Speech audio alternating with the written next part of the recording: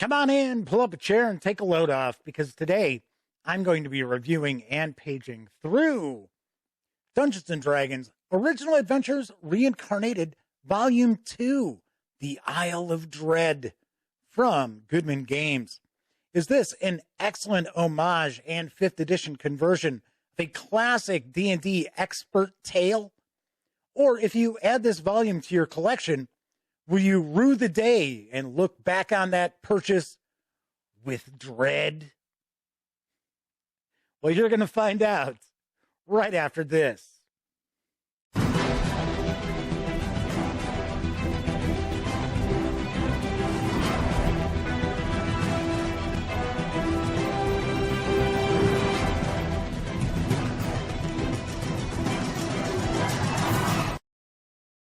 Howdy, howdy, howdy, gang. Welcome once again to the Duct Tape Studios. I'm Jeff McAleer, your host here at the Gaming Gang channel. As I mentioned in the open, today I'm going to be reviewing and paging through Dungeons & Dragons Original Adventures Reincarnated Volume 2, The Isle of Dread, from Goodman Games. The original D&D adventure was written by David Zeb Cook and Tom Moldave, while the conversion is written by Chris Doyle and Tim Wadzinski. Artwork in this conversion is provided by Chris Arneson, Tom Galambos, Cliff Karowski, Brad McDevitt, Stefan Poeg, William McAuslin, Errol Otis, and Chad Surgeskitter.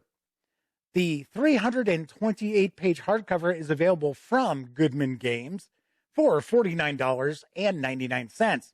Do you want to mention that none of the Original Adventures Reincarnated lineup is available in PDF, nor will it be available in PDF. These are physical books only.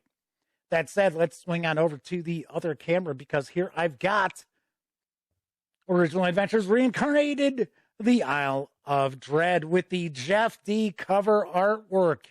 Yes, that is a classic. I always recognize Jeff D's D&D and AD&D artwork right off the bat. You can always tell the Jeff D style. So a few things before we dive on in. First off, this was not a review copy provided by Goodman Games. All 6 of the Original Adventures Reincarnated were sent to me, provided to me by a fan of the gaminggang.com as well as the YouTube channel. And they wanted me to share my thoughts with you. So that was very, very cool. I have all 6 of the current volumes that were sent along.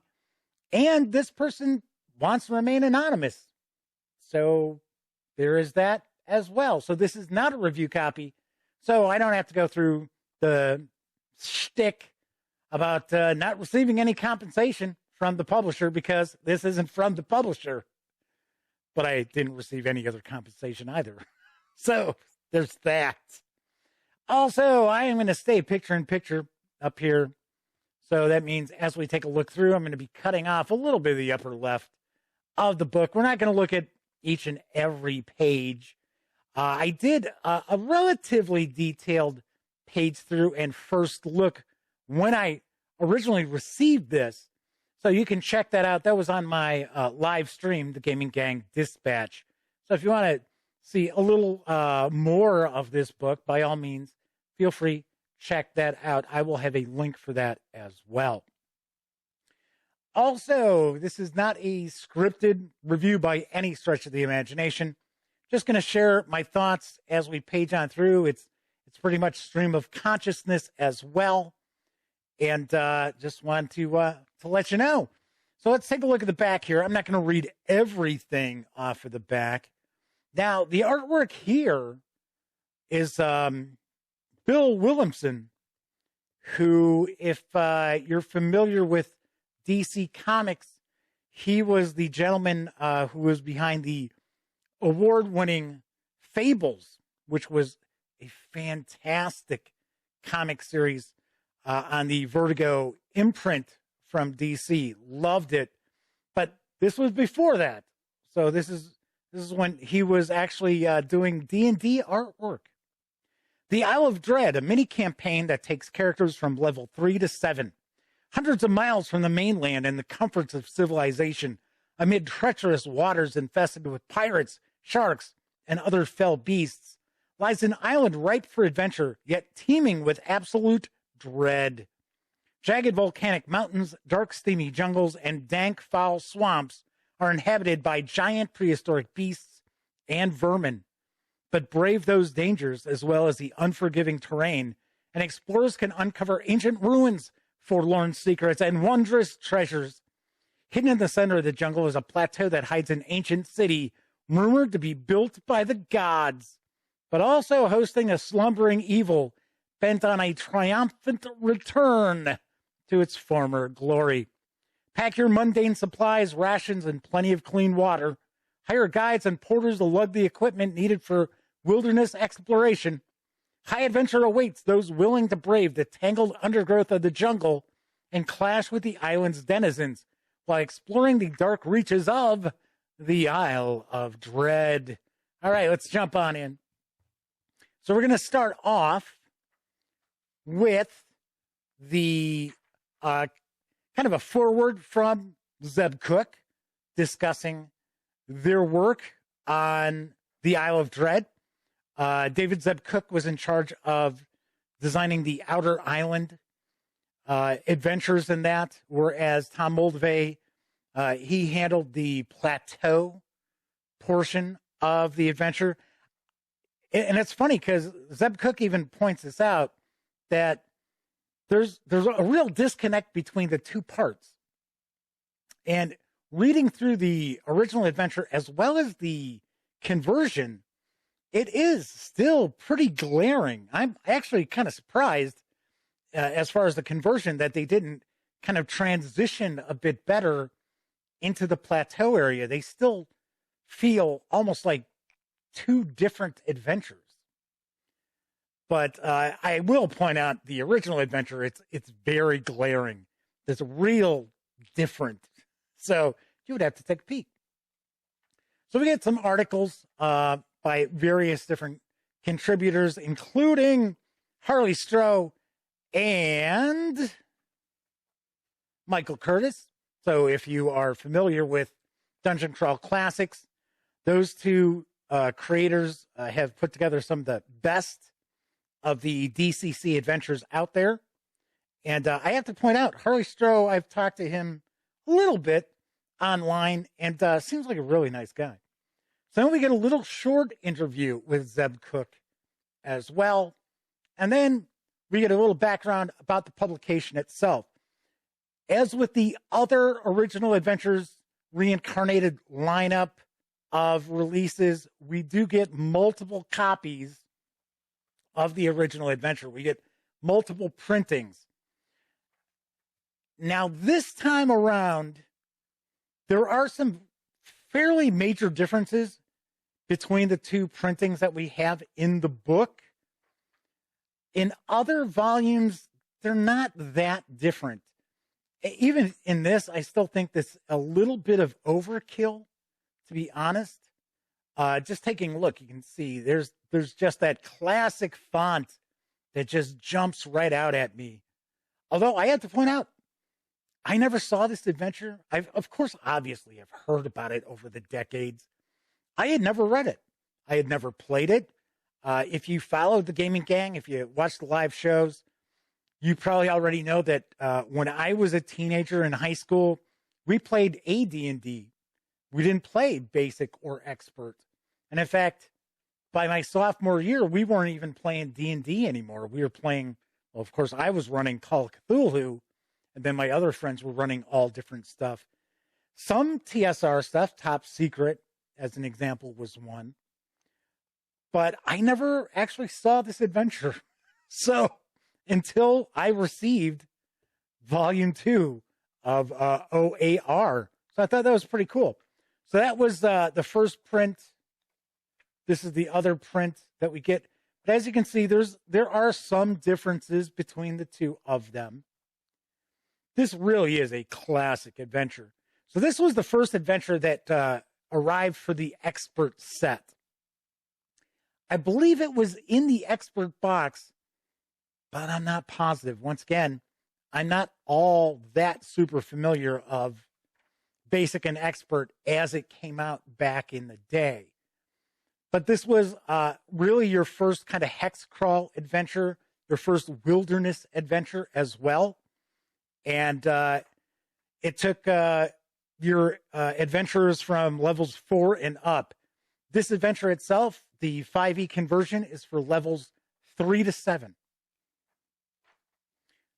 So as you can see, we get the first, what are we looking at? 91 pages are devoted to the original module. Then we will get into the 5e conversion. And there is a lot in this adventure that has been fleshed out. There are more locations, more NPCs. There's just so much more going on. And one thing I really do actually appreciate, even with the original adventure, because of course you've got tribes of natives and various different natives that they don't necessarily all get along. But even in the original adventure, there wasn't that kind of sense of the white man's burden or anything like that. Like the adventurers show up and suddenly they're, they're being worshipped as gods, and thank goodness the adventurers are here to uplift these natives. Now these natives have their own lives and some very complex relationships with the island and each other. So we get a lot more background, a lot more prep info. We've got a bunch of different rumors. We've got different monsters and gear. If you are looking for kind of a Lost World sort of adventure for 5e, this is perfect because you've got dinosaurs. You've got essentially King Kong without being King Kong, or at least that being called King Kong. We've got cool stuff going on with the natives. The natives revere their elders so much that they actually create zombies of them, which kind of causes some trouble. I find that to be a very interesting little underlying thread with these tribes as well. I think a very clever dungeon master could do a lot with that. I love the artwork in the conversion. I definitely love the different maps and the cartography that I believe this is William McAuslin with these maps, like this stuff here. And if you are familiar with Dungeon Crawl Classics and the DCC Adventures, then you're going to be familiar with this style of artwork. I definitely like it. Has a little personality to it. It's not just, oh, here you go. Here's a map. We're going to have a bunch of different handouts as well that can be utilized, not only for the players, but also personally, I think more so for the dungeon masters. And we'll get to that in just a bit. So we have all these different areas of the outer island as well as some outer islands. So it's not just the Isle of Dread. There are some smaller islands surrounding it that have also been populated and keyed for some adventures as well. And there are some pretty cool set pieces for those also. And what eventually will happen is the player characters are going to make their way to the plateau in the center of the island where we've got where the big bads reside, I guess we'll say. As I pointed out before, it doesn't transition as cleanly and as smoothly as I would have liked. It's almost as if the plateau has nothing to do with the island. It's not as bad in the conversion, but it's still relatively glaring. Not so much as the original adventure, of course. And the big bads are actually very bizarre. See, I'm trying to keep this kind of spoiler free, even though I know this adventure is decades old. The 5e conversion and all the new material is not, though. So I don't want to steal the thunder of game masters who are getting a chance to check this out for the first time, as well as players out there who might be cheating and watching this video. So I always try to stay away from as many spoilers as I possibly can when I'm doing my role-playing game adventure first looks and reviews. So we got a lot of different monsters. We've got a good amount of artwork as well. Some don't receive artwork, not a ton, but a few. But most of the time, it's things where you really wouldn't need artwork, right? You know what a baboon looks like. You don't necessarily need an image of a baboon. So we've got some new items. We got some new magic spells. We have important NPCs. And for the most part, like I said, I like the artwork throughout. I think the line art is pretty nicely done. Then we get into the handouts. And as I had mentioned, so here's a journal that the player characters can get that's going to describe various different dinosaurs that they'll encounter on the island. I thought this is pretty cool. I definitely like the artwork throughout on these as well. But some of the things like the maps, these really aren't player handouts. And they're not indicated as player handouts, but I just want to point out that we do have a section with maps. Of course, if you want to photocopy these or if you want to take a picture of it and print it out to make your life as a dungeon master easier, by all means, you certainly can. Not every map is reproduced in this section here, but a good number of the major areas and major set piece areas as well are in here. And then we get a picture of the Isle of Dread when it was announced at Gen Con. And we get some ads for Dungeon Crawl Classics and 5th Edition Fantasy. And that wraps up the Isle of Dread. Now, before we move off to the other camera and I provide some final thoughts and a review score, something I want to mention that I've encountered on 4 of the 5 volumes that did not come in a slipcase. So the 6th entry, The Temple of Elemental Evil, is 2 volumes, and it comes in a slipcase. So that was pristine. 4 of the other 5 volumes all have some damage to the corners in some sort. The only one that doesn't is, if I remember correctly, out of the 6 that were sent to me, the only one that doesn't have any damage is Volume 4, Castle Amber. But let's see if you can actually kind of see it. It's a lot of little tears up in here where like the paper underneath is showing through. And I kind of get the impression that these covers are not going to hold up to a lot of wear and tear. The actual pages within, the paper stock is excellent. I mean, this is nice, thick paper stock. So this is going to hold up really well. It appears to me that the binding will hold up really well. It's just these covers just don't seem like they're gonna hold up. So if you pick these up and you're putting them in like in a bag to carry with you and that, be very careful because these edges here get nicked up really, really easily. I did reach out to the person who has kindly provided me with all 6 of the Original Adventures Reincarnated, and I asked if these came originally from Goodman Games like this, and they told me that they actually did not come from Goodman Games at all, that they actually came from retailers and Amazon. So just to point that out, they didn't come damaged from Goodman Games, but I just want to point out, I'm not sure how well these are going to hold up. Just the covers, the rest of the book just seems like it would hold up fantastically.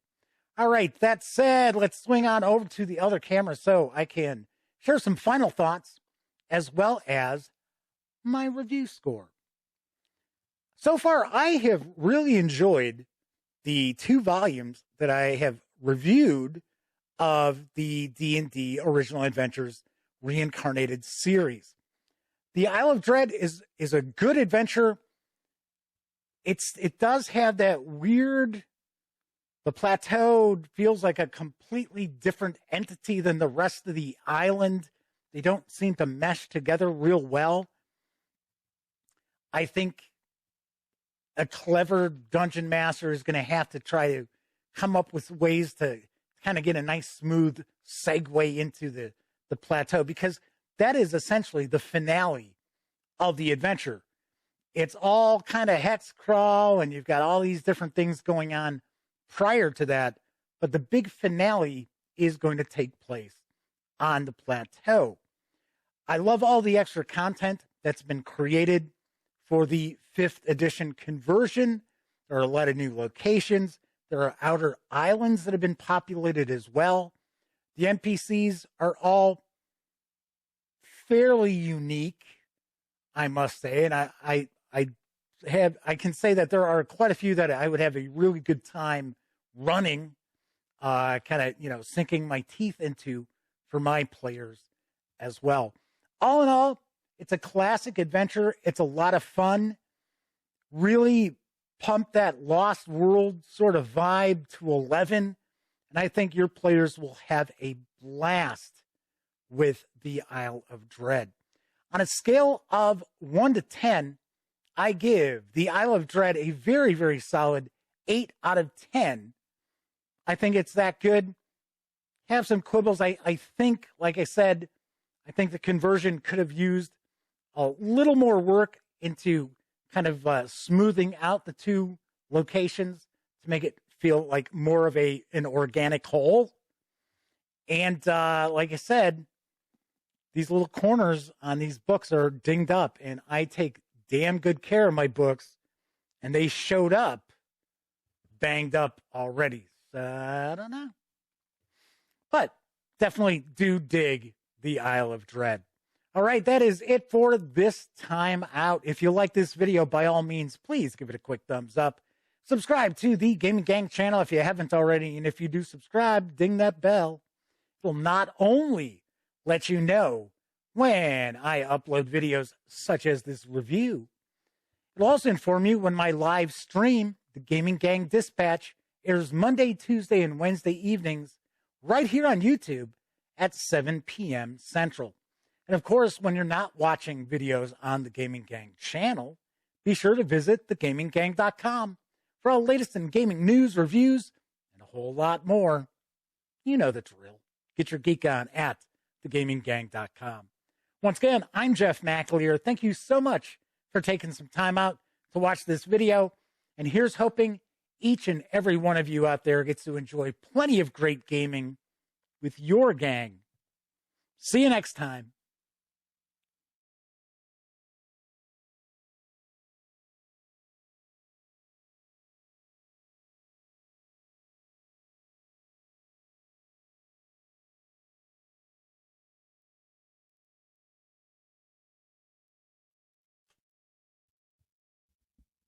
Oh, hey, you're still here.